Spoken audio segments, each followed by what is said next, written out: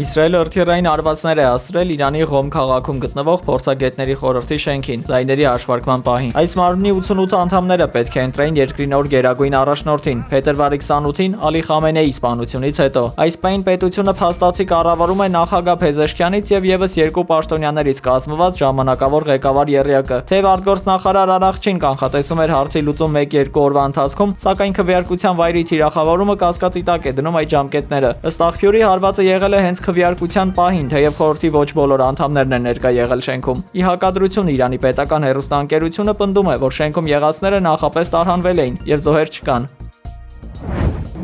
Վարչապետ Փաշինյանը աշխատանքային այցով մեկնել է Վրաստան։ Օդանավակայանում վարչապետին դիմավորել է երկրի արտաքին գործերի նախարար Մակոբ Բոչորիշվիլին։ Հայկական պատվիրակությունը վաղը կմասնակցի տնտեսական համագործակցության միջկառավարական հանձնաժողովի նիստին։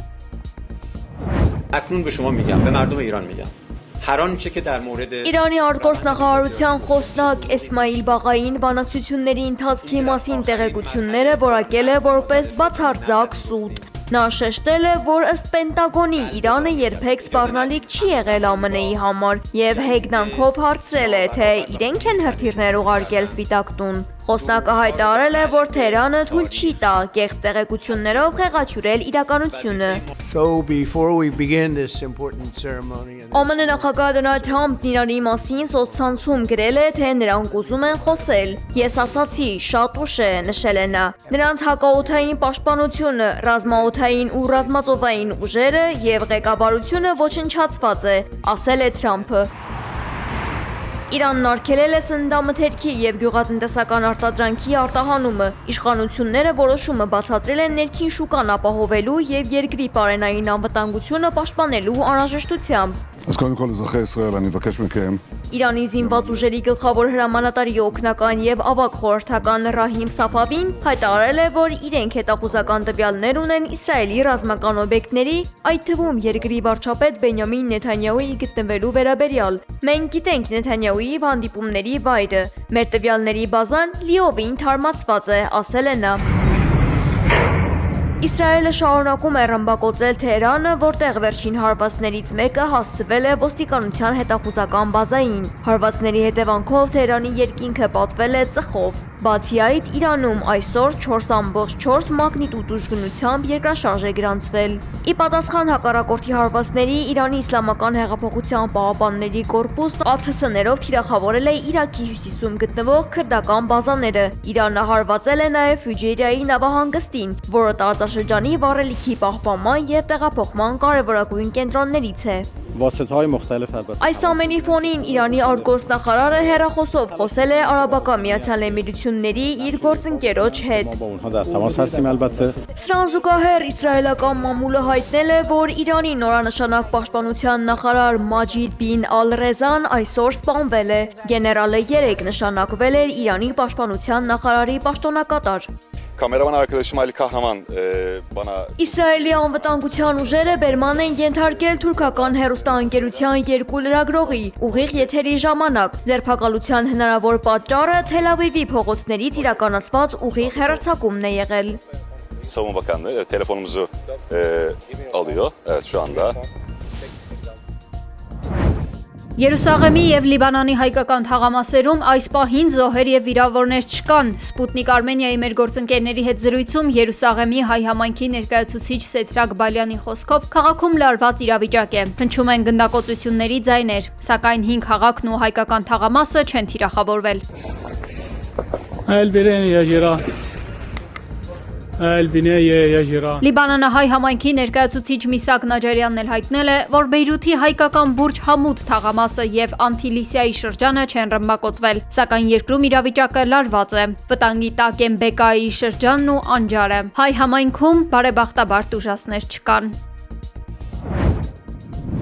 Իսրայելի պաշտպանության բանակի ցամաքային ուժերը մտել են Լիբանանի տարածք։ Մռնչացող առյուծ գործողության շրջանակներում իսրայելցի զինվորները գործում են հարավային Լիբանանում եւ տեղակայված են սահմանային գոտու մի քանի կետերում։ Իսրայելի պաշտպանության բանակի տարածած հայտարարության համաձայն զինվորականները աշխատում են երկրի հյուսիսային բնակիչների համար անվտանգային լրացուցիչ շերտ ստեղծելու ուղղությամբ։ Մասնավորապես թիրախային հարվածներ են հասցվում Հեզբոլլահի ահաբեկչական ենթակառուցվածքների դեմ, նպատակ ունենալով չեզոքացնել սպառնալիք զենքները եւ կանխել Իսրայելի տարածք ներթափանցման ցանկացած փորձ։ Բեյրութի վրա Իսրայելի իրականացրած առաջին հարվածների հետևանքով ըստ Լիբանանի իշխանությունների զոհվել է ավելի քան 30 մարդ, իսկ մոտ 50-ը ստացել են տարբեր վնասվածքներ։ Տեղական լրատվամիջոցները հաղորդում են, որ զոհվածների թվում է Հեզբոլլահի ղեկավար Մոհամմադ Ռադը։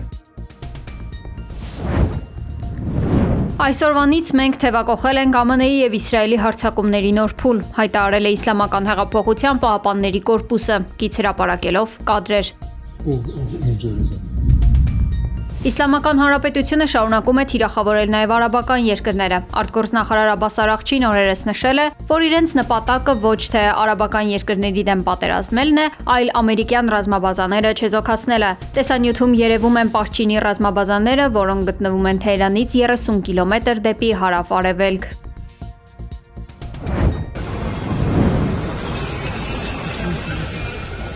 Հարավային Իրանի Մինաբ քաղաքում պայթյունի ձայները ընդհատվում են սգավոր մայրերի ողբով։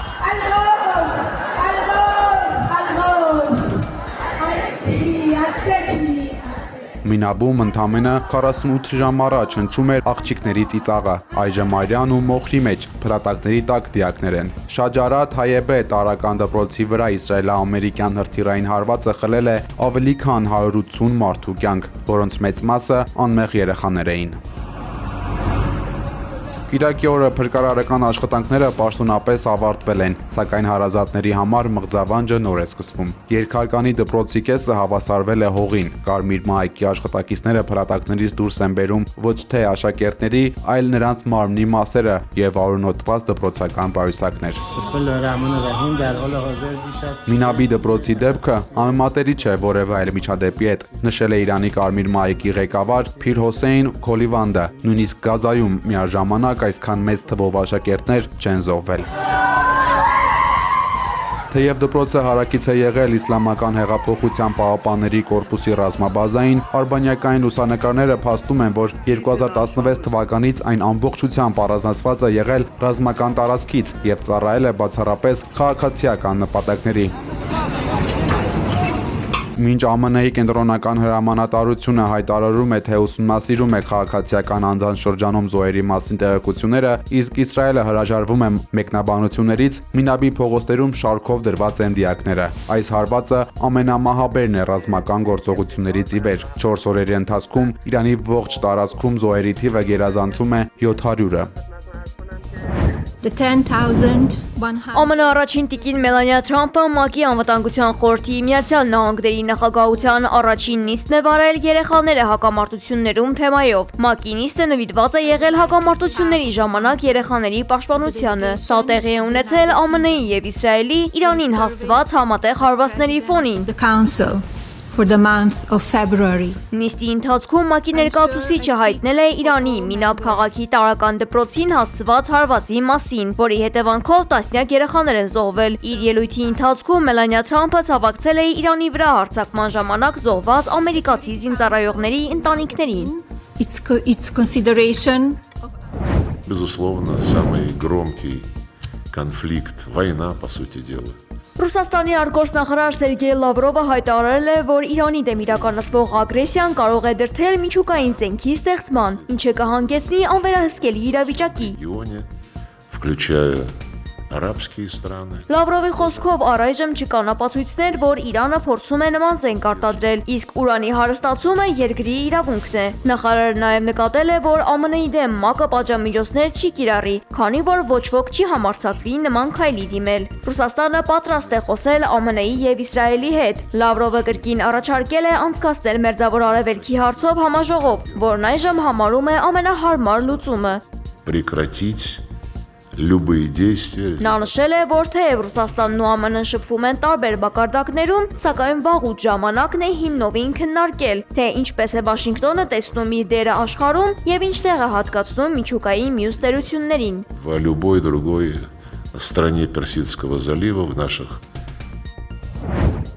Հայաստանի կենտրոնական բանկը զգուշացնում է վերջին շրջանում արձանագրված զեղծարարությունների նոր սխեմաների վերաբերյալ։ Բանկի տեղեկություններով զեղծարարները ներկայանում են կենտրոնական բանկի անունից, ուղարկում կեղծ տվյալներ, իբրև կենտրոնական բանկի աշխատակից են եւ հեռախոսազանգով կամ նամակագրությամբ քաղաքացիներին հորդորում իրենց ֆինանսական միջոցները փոխանցել այլ հաշիվների։ Կենտրոնական բանկը շեշտում է, որ երբևէ նման հայտարարություններ կամ զանգեր չի իրականացնում, քաղաքացիներին հաղորդագրություններ չի ուղարկում եւ չի իրականացնում ֆիզիկական անձանց բանկային սպասարկում։ Ֆինանսական կորուստներից խուսափելու նպատակով քաղաքացիներին հորդորում են չկատարել որևէ գործողություն, որևէ անձի չփոխանցել անձնական կամ բանկային տվյալներ, իսկ եթե այնուամենայնիվ բախվել են խնդրի, անմիջապես մոտենալ իրենց սպասարկող բանկ։